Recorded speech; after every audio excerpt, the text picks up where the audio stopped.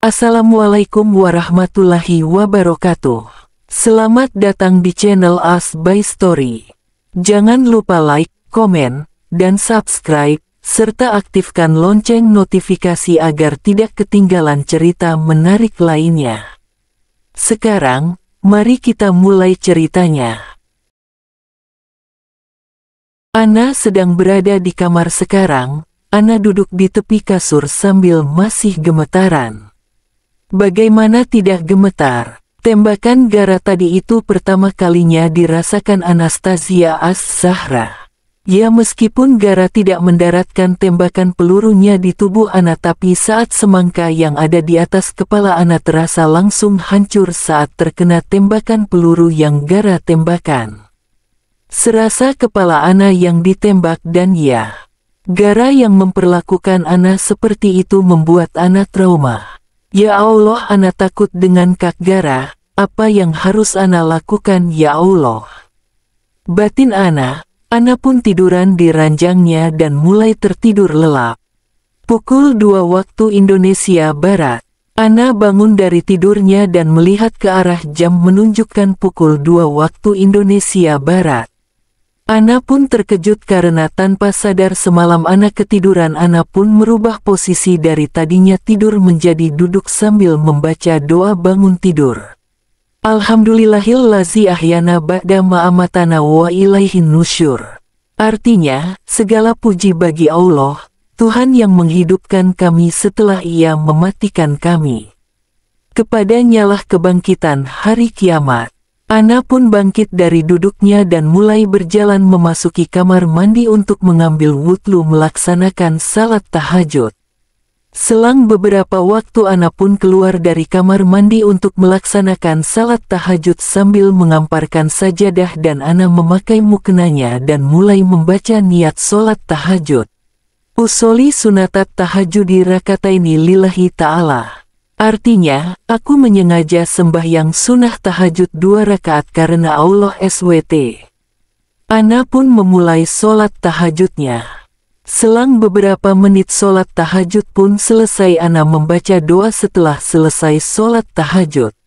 Allahumma rabbana lakal hamdu. Anta qayyimus samawati wal ardi wa men fihina. Walakal hamdu anta malikus samawati wal ardi wa men fihina. Walakal hamdu anta nurus samawati wal ardi wa men fihina.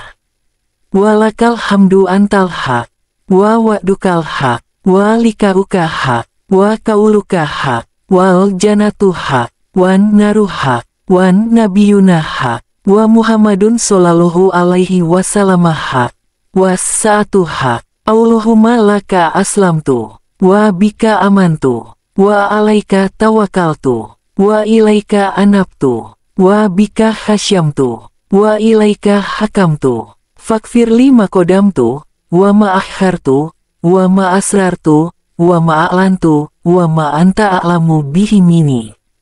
Antal mukodimu wa antal muakhiru, la ilaha illa anta, wa la haula, wa la quwata illa billah. Artinya, ya Allah, Tuhan kami, segala puji bagimu, Engkau penegak langit, bumi, dan makhluk di dalamnya. Segala puji bagimu, Engkau penguasa langit, bumi, dan makhluk di dalamnya. Segala puji bagimu, Engkau cahaya langit, bumi, dan makhluk di dalamnya. Segala puji bagimu, Engkau maha benar. Janjimu benar, pertemuan denganmu kelak itu benar. Firmanmu benar adanya. Surga itu nyata, neraka pun demikian. Para nabi itu benar, demikian pula Nabi Muhammad SAW itu benar. Hari kiamat itu benar. Ya Tuhanku, hanya kepadamu aku berserah. Hanya kepadamu juga aku beriman. Kepadamu aku pasrah. Hanya kepadamu aku kembali. Karenamu aku rela bertikai. Hanya padamu dasar putusanku. Karenanya ampuni dosaku yang telah lalu dan yang terkemudian, dosa yang kusembunyikan dan yang kunyatakan, dan dosa lain yang lebih kau ketahui ketimbang aku. Engkau yang maha terdahulu dan engkau yang maha terkemudian. Tiada Tuhan selain Engkau. Tiada daya upaya dan kekuatan selain pertolongan Allah. Selesai ana sholat tahajud dan berdoa, ana melipat sejadah dan melepas mukenanya lalu menyimpannya di dalam lemari. Tiba-tiba notifikasi pesan masuk dari seseorang. Ana pun meraih HP-nya dan melihat siapa yang mengirimkannya pesan dan membuka pesannya. Sagara Nalendra. Nah, entar siang gue mau izin ke bokap nyokap lo buat bawa lo pergi sebentar. Ana yang membaca pesan dari Gara pun terkejut, bukan karena senang tapi Ana takut dirinya dilukai Gara. Ya siapa yang tidak takut pergi dengan seorang mafia kejam seperti Gara. Ana berpikir Ana bingung harus bagaimana. Ana tidak ingin pergi dengan Gara, sungguh jantung Ana seakan mau copot ketika mengingat kejadian semalam. Ana pun membalas pesannya. Anastasia Az-Zahra. Kak, maaf Ana nggak bisa pergi sama kakak. Karena Ana ada urusan. Ana membaca pesannya dan terkejut. Sagara Nalendra. Gue nggak nerima penolakan lu, pokoknya harus ikut gue. Ana pun menghela nafasnya pasrah. Anastasia Az-Zahra. Terserah kakak saja kalau begitu. Gara membaca pesannya dan tersenyum tipis. Ada apa dengan Gara? Apa yang akan direncanakannya untuk Ana? Ya Tuhan Gara, jangan sampai diapa-apain itu anak orang. Kamar berantakan. Banyak begitu bekas kuntung rokok dan bekas botol minuman beralkohol berserakan di atas meja. Kamar bernuansa hitam itu menambah aura mencekam. Kamar siapa lagi kalau bukan kamar Gara? Gara sedang menghisap rokoknya dengan minuman beralkohol di tangan kirinya, sambil menatap laptop yang ada di hadapannya. Ah, sial. Bagaimana bisa rugi ratusan juta seperti ini? Ucap Gara dengan penuh emosi karena ternyata salah satu kantornya mengalami kerugian ratusan juta. Pasti ada yang korupsi di kantor, awas saja tidak akan kulepaskan kau, ucap Gara dengan senyuman jahatnya lalu meminum minumannya.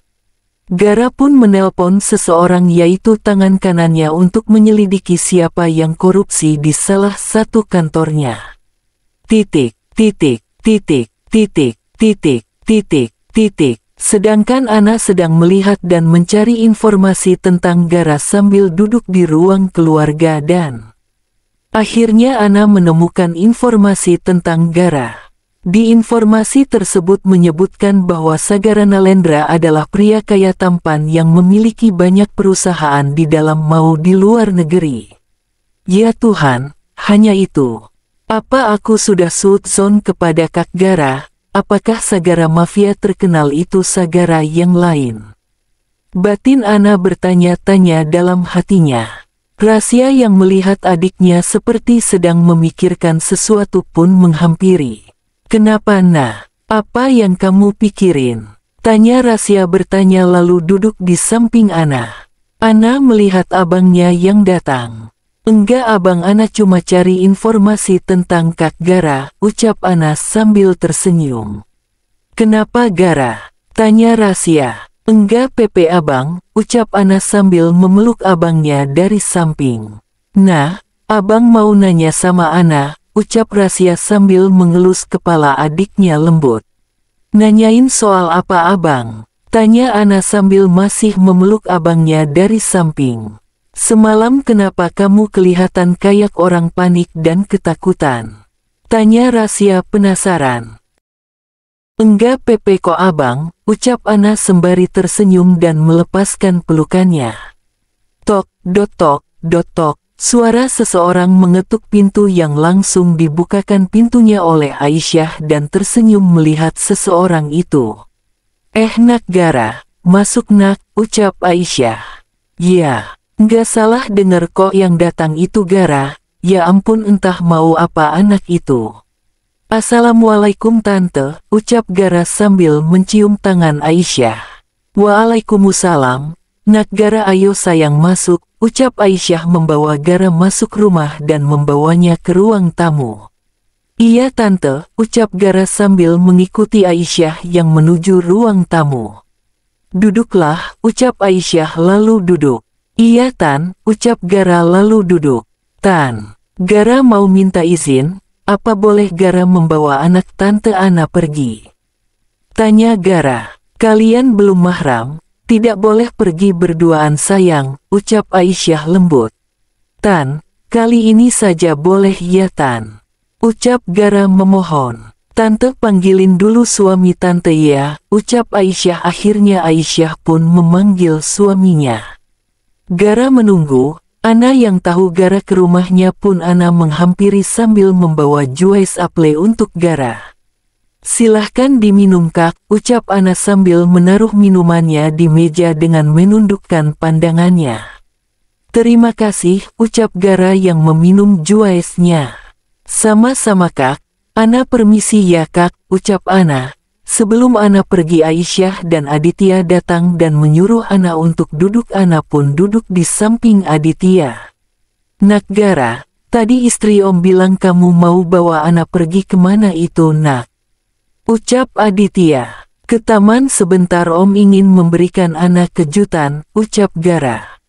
Setelah berpikir panjang akhirnya Aditya melihat Ana dan mengiyakan tanda memperbolehkan dan akhirnya Gara pun tersenyum, beda dengan Ana yang terlihat cemas, ketakutan sambil menundukkan pandangannya. Nah, sana siap-siap sayang, ucap Aisyah yang lembut.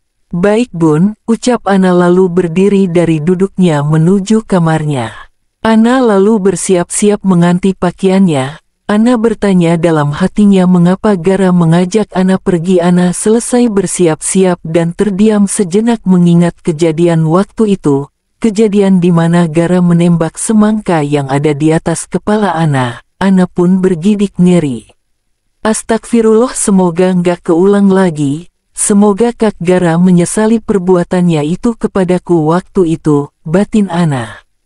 Ana lalu keluar kamarnya menggunakan baju berwarna pink dengan jilbab syari dan cadarnya yang senada sambil memakai tas pink dan menundukkan pandangannya. Gara melihat ke arah Ana dan tersenyum manis, entah kenapa Ana terlihat cantik memakai pakaian berwarna pink. Ana yang merasa Gara yang memperhatikan merasa deg-degan. Ana pun duduk di samping Aditya, sambil memainkan ujung jilbab syarinya dengan jari tangannya sendiri sambil menundukkan pandangannya. Om, Tante, saya izin bawa Ana pergi sebentar ya Om Tan, ucap Gara. Iya nak, hati-hati jangan lama-lama ya nak, ucap Aisyah yang langsung diangguki oleh Gara. Akhirnya Gara pamit pergi dengan mencium tangan Aisyah dan Aditya yang diikuti oleh Ana mencium tangan Aisyah dan Aditya.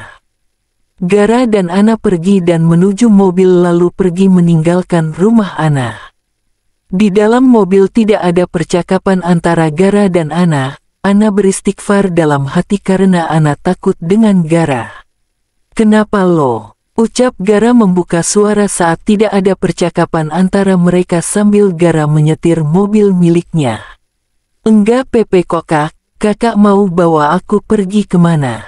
Jangan lama-lama ya Kak, kita kan bukan mahram Kak, aku takut terjadi fitnah di antara kita, ucap Ana sembari menundukkan pandangannya. Sebentar doang nah, gue nggak akan apa-apain lo. Lo lagi ngomong sama gue tapi lihatnya malah ke bawah nah. Gue jelek sampai lo nggak mau lihat gue.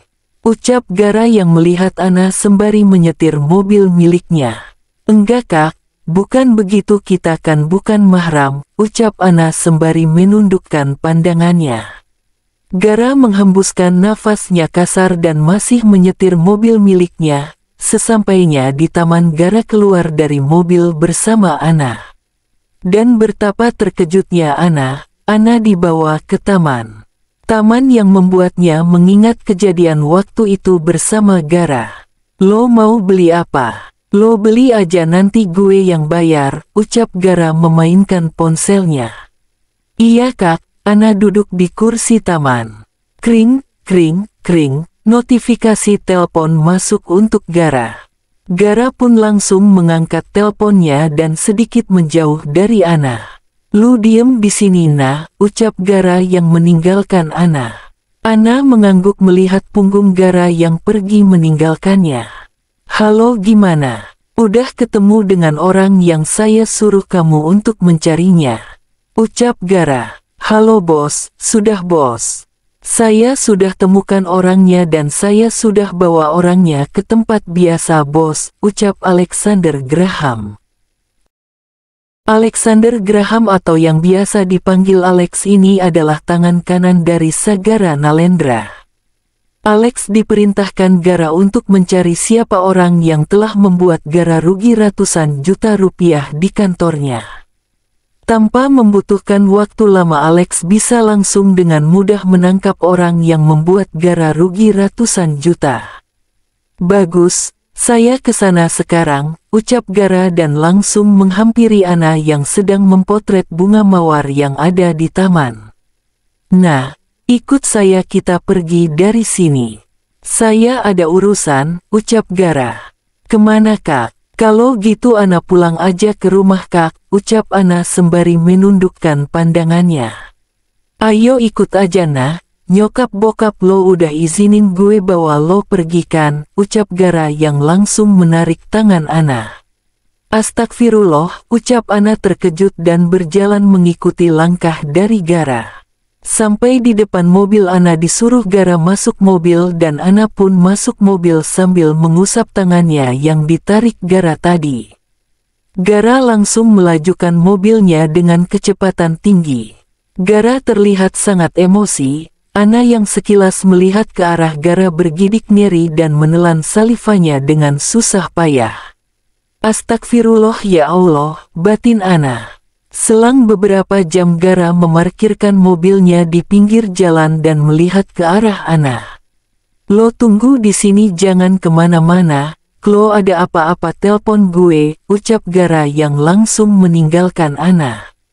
Entah Ana harus senang dan takut saat Gara berkata seperti itu padanya.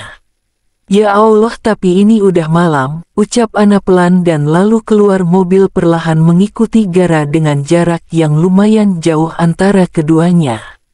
Gara memasuki sebuah tempat yang seperti gudang kosong yang besar.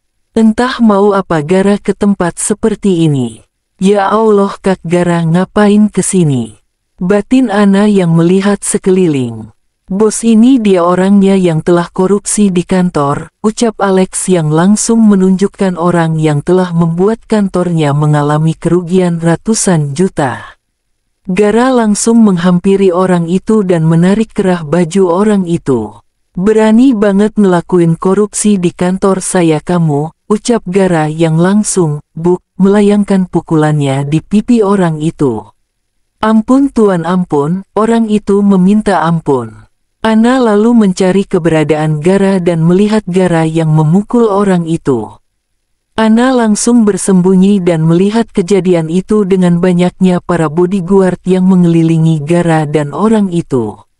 Buh, buh, buh, buh. Pukulan Gara yang dilayangkan kepada orang itu di pipi, perutnya berkali-kali tanpa ampun. "Ambilkan pisau itu cepat," perintahnya Gara yang langsung diangguki oleh bodyguard yang langsung memberikan pisaunya kepada Gara. "Ampun tuan, maafkan saya tuan, saya tidak sengaja," ucap orang itu terduduk lemas dengan darah di bagian wajahnya yang terus mengalir sedikit demi sedikit. "Saya tidak akan mengampuni kamu," ucap Gara yang langsung menggoreskan pisau ke wajah orang itu sampai orang itu kesakitan. "Saya sudah memberikan kepercayaan kepada Pak Andre untuk mengelola keuangan, tapi Bapak malah berlaku curang kepada saya," ucap Gara yang terus menggoreskan pisau ke tubuh Pak Andre. Ya, ternyata orang yang telah membuat kantornya mengalami kerugian ratusan juta adalah Pak Andre. Gara langsung mengambil pistol dan langsung bersiap untuk menembak Andre. "Bantu dia untuk berdiri cepat," ucap Gara dengan nada tinggi yang dikuasai amarahnya. Segera bodyguard menuruti perintah bosnya itu dan dor, dor, 2 kali tembakan peluru yang Gara lakukan kepada Pak Andre sampai Pak Andre jatuh tersungkur kehilangan nyawanya. Ya, Pak Andre meninggal di tangan Sagara Nalendra. Ana yang melihatnya terkejut dan berjalan mundur dan dugegehah, suara tong terjatuh. Ana yang terkejut langsung lari menjauh dari tempat itu.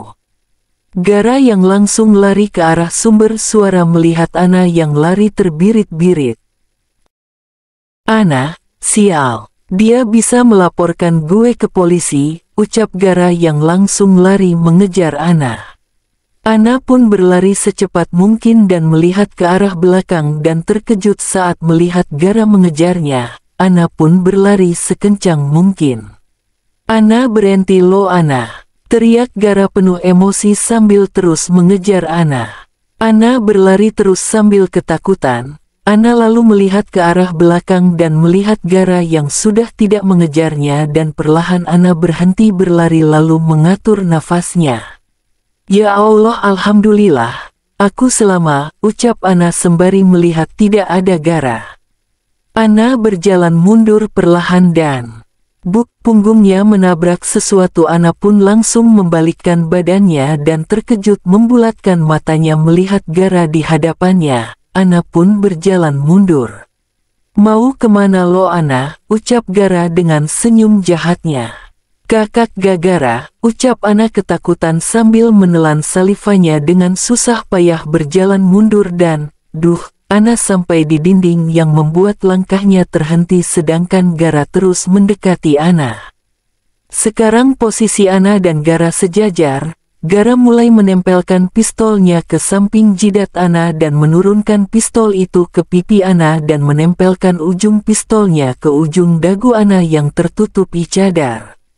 Ana, kalau sampai lo buka mulut, nyokap bokap lo dan abang lo, dan lo bisa mati dalam hitungan detik. Nah, tutup mulut lo ya nah, ucap Gara yang wajahnya sejajar dan dekat dengan Ana sehingga hembusan nafas Gara menerpa wajah Ana. Ana yang menutup matanya ketakutan tanpa disadari air matanya membasahi pipi Ana yang tertutupi oleh cadarnya. Ana, bentak teriakan Gara yang langsung mencengkram kuat tangan Ana. Au. Kak, sakit, lepas kak, ucap Ana memberontak sambil meneteskan air mata yang membasahi pipi Ana yang tertutupi oleh cadarnya. Janji lo nggak bakal buka mulut nah, ucap Gara yang masih mencengkram kuat tangan Ana. Ana memberontak melepaskan tangan Ana dari cengkeraman tangan Gara dan tembakan peluru yang ditembakkan Gara ke atas. Teriak ketakutan Ana sehingga Ana menangis. Nah, tutup mulut ya nah, ucap Gara. Hiks. Iya kak, aku akan tutup mulut, janji kak. Hiks, ucap Ana sembari menangis. Gara melihat ke arah Ana dan langsung melepaskan cengkeraman tangan Ana. Ana langsung memegang pergelangan tangannya yang terlihat memerah karena cengkeraman tangan Gara.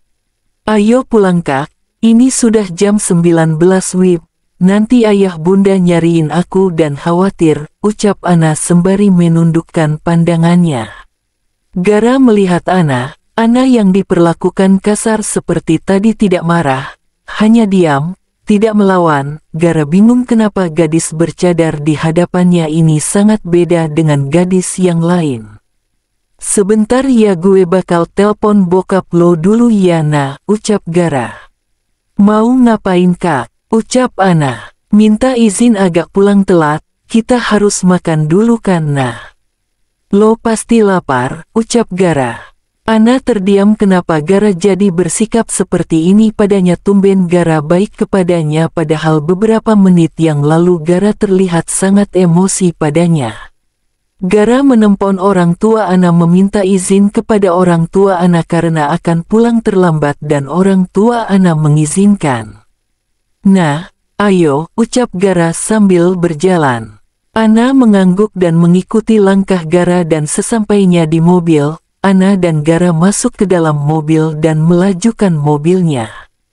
Gue minta maaf ya nah, soal Ted, ucap Gara yang langsung terpotong oleh ucapan Ana.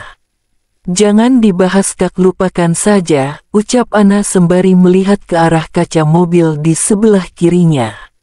Ana melihat penjual sate Marangi di pinggir jalan langsung menyuruh Gara berhenti. Kakak, berhenti, aku ingin sate yang di pinggir jalan itu Kak, ucap Ana antusias. Gara langsung memberhentikan mobilnya di pinggir jalan. Melihat Ana, Gara tersenyum manis melihat tingkah Ana yang sangat antusias membeli makanan yang Ana mau. Ana langsung turun dari mobil dan langsung pesan membeli sate Marangi. Gara turun dari mobilnya dan melihat Ana. Gara menelpon kedua orang tuanya membicarakan sesuatu dan Ana lalu menghampiri Gara. Kakak telepon siapa? Tanya Ana. Bokap nyokap gue. Ada urusan soal kerjaan. Satenya udah lo beli nah? Tanya Gara. Ana mengangguk lalu memberikan satu tusuk satenya kepada Gara. Gara mengambilnya dan memakan satenya. Yuk pulang. Nah, ucap Gara lalu masuk mobil. Ana lalu ikut masuk mobil sambil memakan satenya. Ana begitu menikmati makanannya dan Gara melajukan mobilnya. Dan sesampainya di rumah Ana banyak begitu mobil. Gara dan Ana pun turun dari mobil. Ana kebingungan melihat banyak mobil di halaman rumahnya. Ana lalu masuk ke dalam rumah dan banyak sekali tamu di rumahnya. Ana melihat orang tuanya yang tersenyum bahagia lalu menyuruh Ana untuk menghadapi mereka dan duduk di samping mereka. Ana duduk di samping kedua orang tuanya. Dan ada keluarga Gara juga. Ada apa ini? Ana bertanya-tanya dalam hatinya. Bun, ayah, ada apa ini? Tanya Ana. Orang tua Gara melamar kamu untuk Gara. Ana sayang, bagaimana kamu mau nah? Tanya Aisyah lembut. Ana terdiam sejenak dan melihat ke arah Aditya. Aditya tersenyum, sepertinya Aditya memang begitu bahagia jika putrinya menikah dengan Gara. Tapi Ana, dia bahkan takut jika Gara memperlakukan Ana seperti tadi lagi. Ana melihat ke arah abangnya.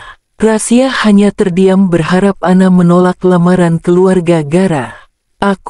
Aku bersedia menerima lamarannya ayah bunda, ucap Ana. Gara yang mendengarnya tersenyum senang. Gara tadi menelpon kedua orang tuanya meminta untuk orang tuanya melamar Ana. Entah kenapa Gara melakukan hal itu. Rasya terkejut bukan main dengan ucapan Ana. Benarkah adiknya menerima lamarannya? Rasya terdiam melihatnya. Sedangkan kedua keluarga ini sangat bahagia. Gara ingin pernikahannya dilaksanakan besok, ucap Gara yang langsung membuat dua keluarga terkejut termasuk Ana. Ana terkejut. Gara, kamu serius nak? Tanya Nadia. Iya mah, Gara ingin pernikahannya dilaksanakan besok, ucap Gara. Kedua keluarga akhirnya membicarakan hal itu. Setelah cukup lama membicarakan hal itu, keluarga Gara bertanya kepada Ana. Ana, anak om ingin menikah dengan kamu besok. Apa kamu bersedia? Tanya Rama. Ana terdiam sejenak dan mengangguk. Alhamdulillah. Ana, sebelum pernikahannya dilaksanakan apa kamu mau mengajukan sesuatu untuk pernikahan kamu? Tanya Nadia. Aku ingin ijab kabulnya menggunakan bahasa Arab tante, ucap Ana sontak membuat Gara terkejut dan kesal. Jangan minta yang aneh-aneh deh nah. Saya orang Indonesia bukan orang Arab. Saya nggak bisa ijab kabulnya pakai bahasa Arab, bentak Gara. Ana terdiam dengan jawaban Gara yang membentak dirinya di hadapan kedua orang tuanya. Nadia langsung menjewer kuping Gara di hadapannya semua orang. Gara, kamu ini malah bicara seperti itu, nanti belajar sama papa, ucap Nadia yang melepaskan jeweran kuping Gara. Iya Gara, nanti belajar sama papa, turuti calon istrimu, ucap Rama. Baiklah, saya akan ijab kabul menggunakan bahasa Arab, ucap Gara. Akhirnya keluarga Rama pulang dari rumah Aditya. Di kediaman Nalendra, "Pah, jujur Gara nggak bisa ijab kabulnya pakai bahasa Arab," ucap Gara. "Papa ajarin kamu dengerin papa terus kamu ulang ya ucapan papa," ucap Gara. "Qabiltu nikahaha wa taswijaha bil mahril maskur halan." "Pah, pelan-pelan ngajarin ijab kabulnya," protes Gara. "Gara masa segitu doang nggak bisa," ucap Rama. "Papa udah bisa tapi kan Gara belum bisa," ucap Gara. "Wajah aja kejam gitu doang nggak bisa, ya udah ikutin LG papa," ucap Rama. "Qabiltu, bukan Qabdiltu Gara, tapi Qabiltu. Qabiltu, nikahaha, bukan nikahaha, nikahaha. Wataswijaha, bil mahril, maskur, halan, sah, Gara sah, ucap Rama. "Belum pah belum," ucap Gara. "Iya udah gi istirahat besok pernikahan kamu kan Gar," ucap Rama. Gara pun mengangguk lalu masuk ke kamarnya. "Nah, abang gak percaya kamu terima lamarannya," ucap Rasya. "Abang, ana yakin sama Kak Gara orang yang baik. Ana pasti bahagia," ucap Ana meyakinkan Rasya. Rasya mengangguk dan pergi ke kamarnya. Sedangkan Ana ini seperti mimpi baginya. Ana ingin sekali menolak lamaran itu tadi tapi melihat orang tuanya Ana tidak tega melihat kebahagiaan orang tuanya hancur karena Ana menolak lamarannya. Ana lalu pergi masuk ke kamarnya. Sesampainya di kamar Ana menghapus air matanya, bukan air mata bahagia, tapi air mata ketakutan karena besok pagi dia akan menjadi istri dari seorang Gara yang kejam itu. Ana pun tertidur pulas. Pagi hari, keluarga Gara dan juga keluarga Ana sudah ada di depan kantor KUA, kantor urusan agama. Ya, dua keluarga belum mempersiapkan apa-apa. Yang menghadiri pernikahannya pun hanya keluarga dan para kerabat karena pernikahannya dadakan. Kedua keluarga lalu masuk ke dalam KUA dan melihat sudah ada penghulu. Gara pun dak-dikduk perasaannya, baru pertama kali Gara merasakan hal ini. Gara pun disuruh duduk oleh penghulu dan duduk di hadapan wali dari Anastasia Az-Zahra yaitu Aditya Pratama.